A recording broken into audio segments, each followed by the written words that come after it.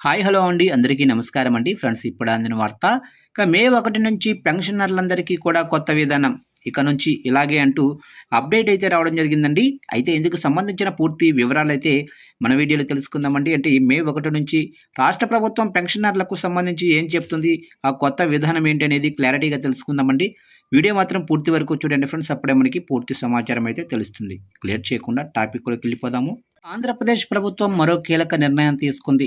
Retire అయిన ఉద్యోగుల పెన్షన్ల మంజూరు ప్రక్రియలో జాప్యాన్ని తగ్గించేందుకు, పారదర్శకతను పెంచేందుకు కీలక నిర్ణయం తీసుకుంది. ఇక మే 1వ తేదీ నుంచి అన్ని రకాల పెన్షన్ కేసులను నిధి పోర్టల్ ద్వారా ప్రాసెస్ చేయాలని ఆదేశాలు జారీ చేసింది.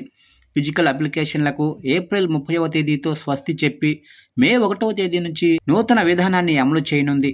నిధి పోర్టల్ ద్వారా మాత్రమే పెన్షన్ కేసుల పరిశీలనతో పాటుగా రిటైర్మెంటు బెనిఫిట్స్ ప్రాసెసింగ్ సిస్టమ్ అమలు చేయాలని ఏపీ ఫైనాన్స్ డిపార్ట్మెంటు ఆదేశాలు జారీ చేసింది. మరోవైపు పెన్షన్ల ప్రపోజల్స్కు సంబంధించి ప్రస్తుతం కాగితాల రూపంలో దరఖాస్తు విధానాన్ని అనుసరిస్తున్నారు. అయితే ఏప్రిల్ 30వ తేదీ వరకు మాత్రమే ఈ విధానంలో పెన్షన్ ప్రపోజల్స్ను అధికారులు అంగీకరిస్తారు. ఇక మే 1 నుంచి ఎటువంటి పేపర్ అప్లికేషన్లను స్వీకరించరు. మే 1వ తేదీ నుంచి పెన్షన్ దరఖాస్తులు అన్నీ కూడా ఆన్లైన్ విధానంలో నిధి పోర్టల్ ద్వారానే సమర్పించాల్సి ఉంటుంది.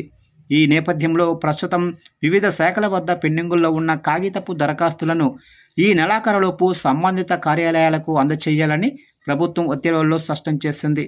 పెన్షన్ ప్రాసెసింగ్లో జాప్యాన్ని నివారించడంతో పాటుగా పారదర్శకత కోసం ఈ డిజిటల్ విధానం తీసుకురానున్నారు. ఇక ప్రస్తుత విధానంతో పోలిస్తే ఈ డిజిటల్ విధానంలో పెన్షనర్ ఫైలు ఏ దశలో ఉందో ఆన్లైన్లోనే తెలుసుకునే వీలుంటుంది. అలాగే ఆఫీసుల చుట్టూ తిరిగే పని కూడా ఉండదు. డిజిటల్ విధానంలో వేగంగా ఆమోదం పొందేందుకు అవకాశం కూడా ఉంటుంది. అలాగే మధ్యవర్తుల ప్రమేయం కూడా ఉండదని అధికారులు చెబుతున్నారు.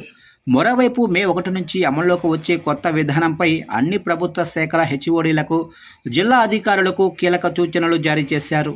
ఇక అలాంటి ఉద్యోగులు రిటైర్ కావటానికి ముందే వారి పెన్షన్ వివరాలను నిధి పోర్టల్లో అప్లోడ్ చేయాలని ప్రభుత్వం స్పష్టం చేసింది.